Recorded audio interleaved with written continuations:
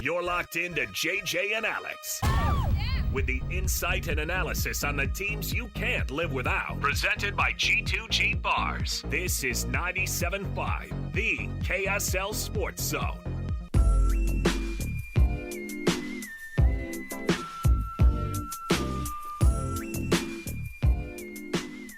All right, everybody, welcome back. JJ and Alex, 97.5, the KSL Sports Zone. Alex Curie, Jeremiah Jensen, out this week. Enter Mitch Harper, filling in for JJ. Nice enough to join us today, Mitch. Thanks for being a part.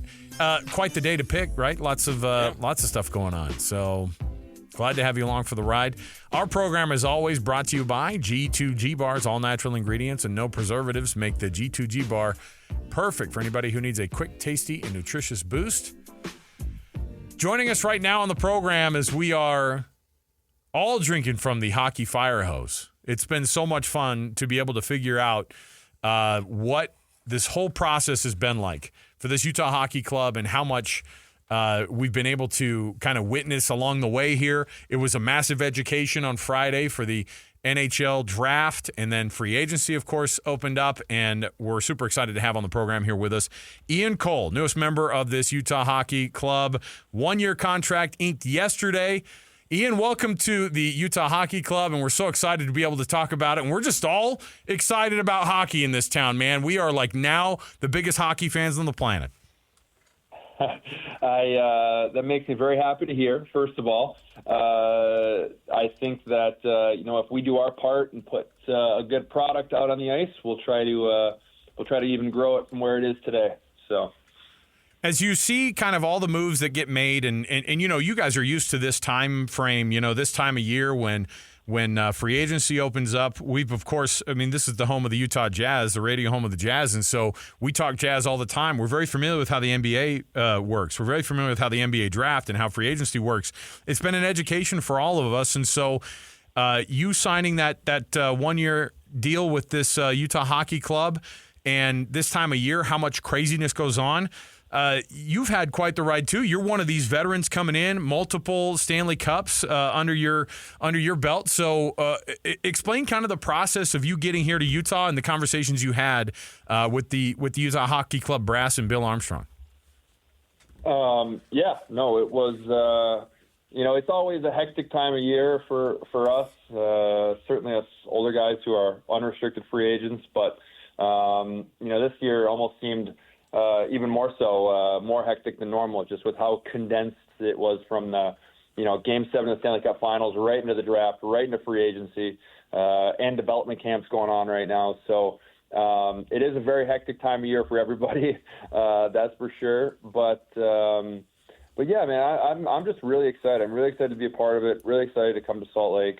It's going to be there's a team that's young and growing.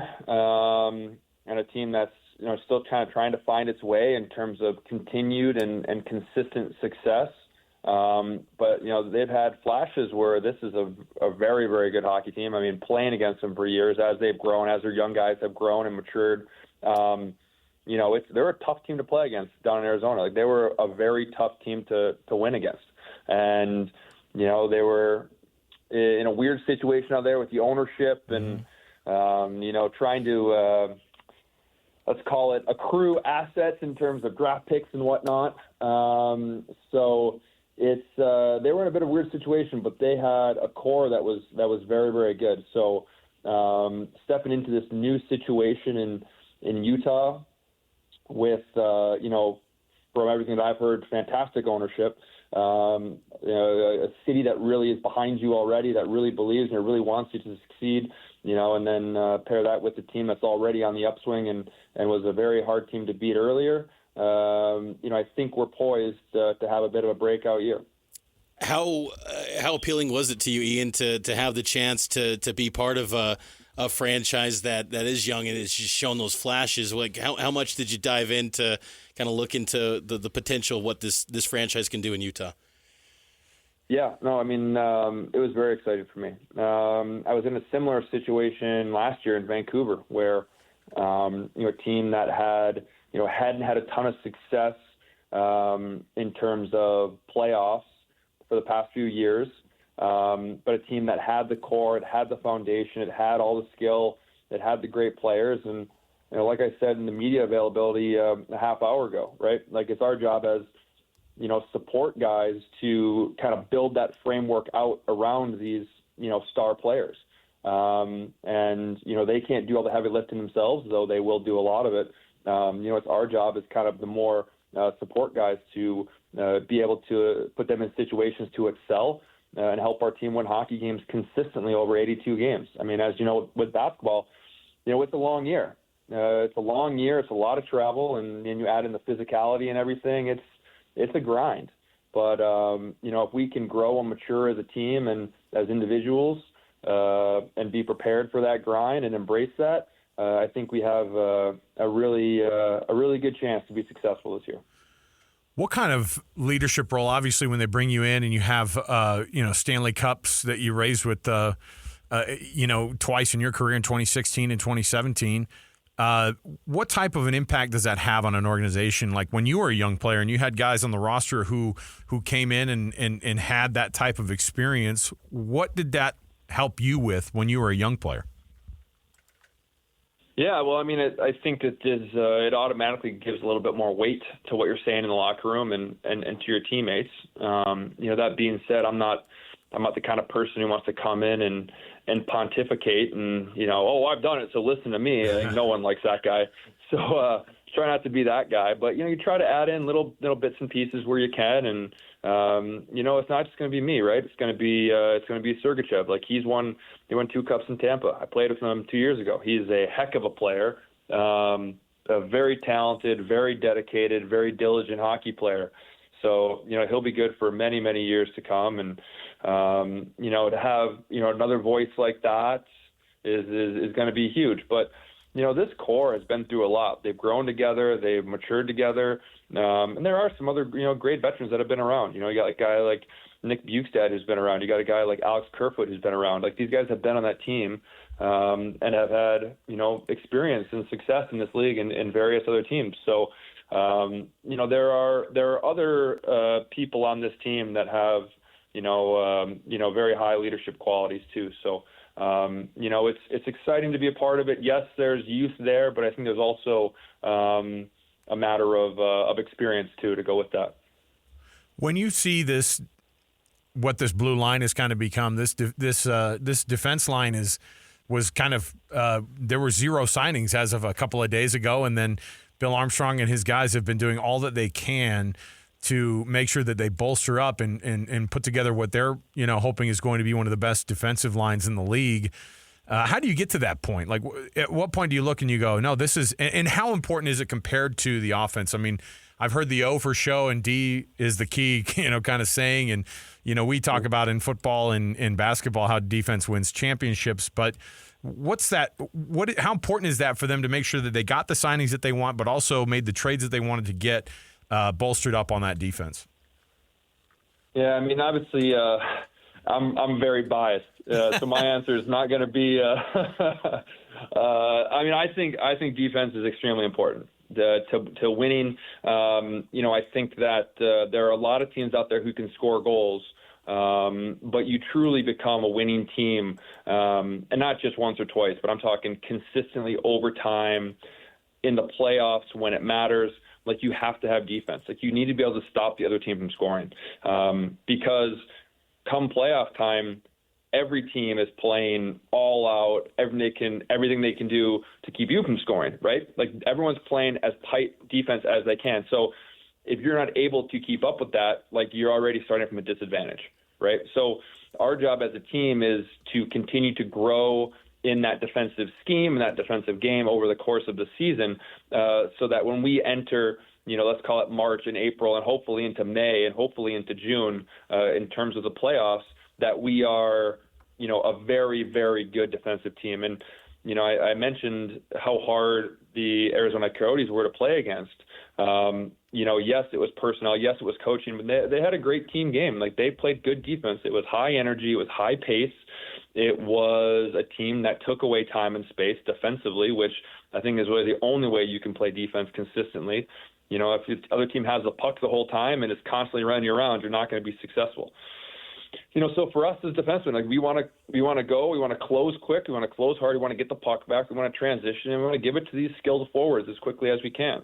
And I mean, that's going to be, that's foundational for every team in the league. Yeah, sure, there are different ways to go about it, and different coaching schemes and how to do that. But fundamentally speaking, it's all the same, right? It's how do we get the puck back as quick as we can, and how do we get the other team as little as we possibly can.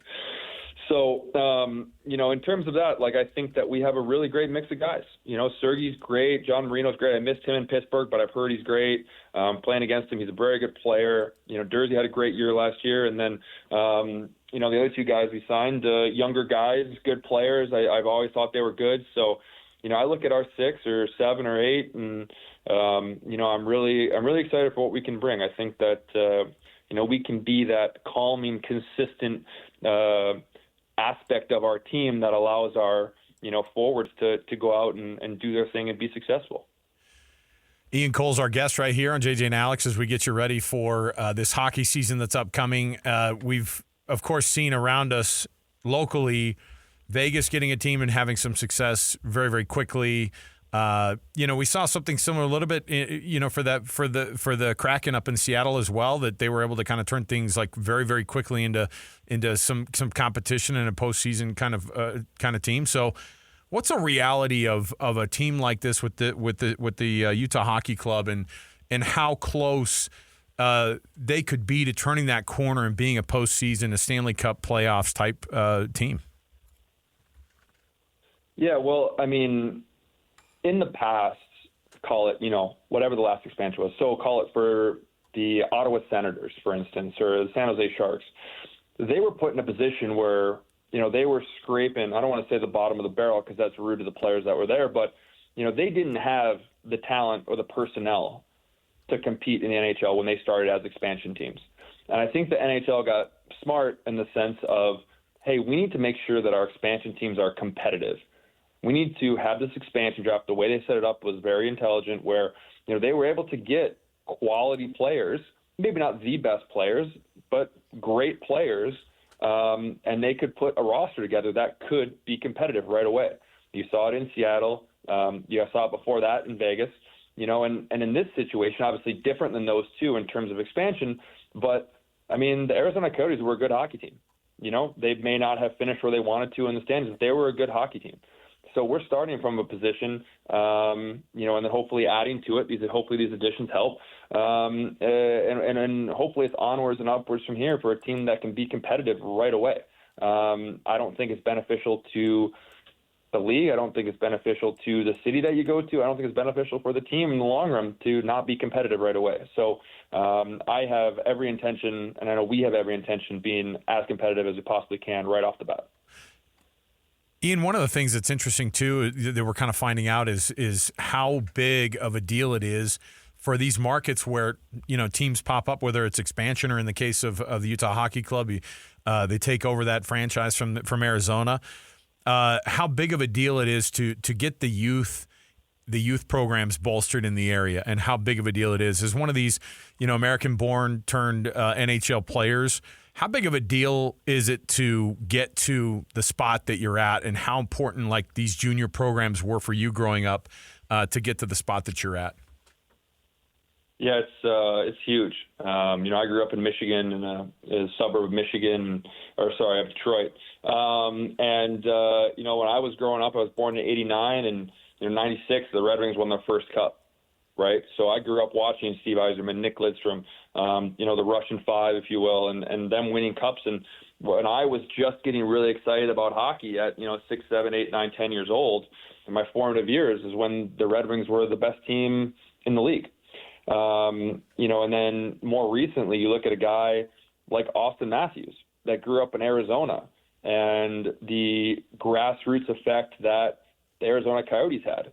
I mean, he went to an Arizona Coyotes game and was like, I think I want to play hockey. That looks great. Started playing hockey, and now he's, been the top goal scorer in the league for the past, 5 or 6 years or whatever it is.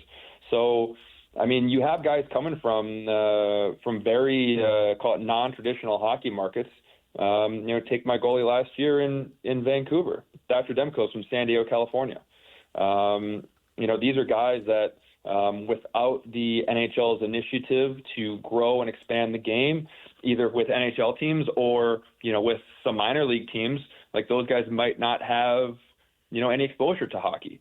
So to your point, I think is very, very important. And I think that in Utah, there is a massive ability to do the same thing. Ian Cole, defenseman for the Utah Hockey Club, signing a 1-year deal yesterday with the Utah Hockey Club, and we're just so dang excited. I think you will be so pumped to see how just like green to the sport some of the fan base is here, but also very passionate. So many people who are like saying, no, this was the sport that I supported growing up. And they're dying to get a hockey team here, and they're so excited for you guys. And we're pumped, and we can't wait for the kickoff, or I guess we call it the puck to drop, right, in against Chicago on ESPN for that very first home game. We're just so dang pumped. Thanks for being on the program, man. Yeah, hey, thanks so much for having me. And the only thing I'd say to that is everyone go to a game. Go to a game, experience it live, and you'll fall in love with it right away. That's what I always tell people. There you go. Ian, appreciate it, man. Thanks. Yeah, thanks so much, fellas. Have a good one. There you go. Ian Cole.